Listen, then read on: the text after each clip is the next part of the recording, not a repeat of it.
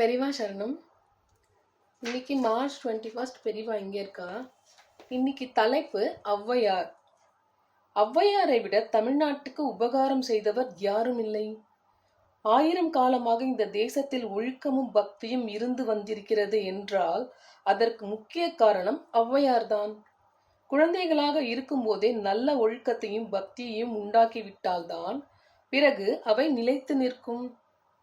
தமிழ்நாட்டில் எத்தனையோ மகா கவிகள் பக்தர்கள் இருந்திருக்கிறார்கள். ஆனால் அவர்கள் பாடியது முக்கியமாக பெரியவர்களுக்கு தான்.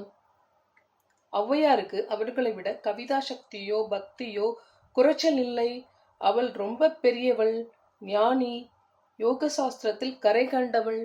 ஆனாலும் அவள் குழந்தைகளை நல்லவர்களாக்க வேண்டும் என்பதில் முக்கியமாக கவனம் வைத்து அவர்களுக்கு நல்ல குணங்களையும் ஒழுக்கத்தையும் நீதியையும் தெய்வ பக்தியையும் போதனை செய்து பாடினாள். பெரியவா சரணம். தேங்க்யூ.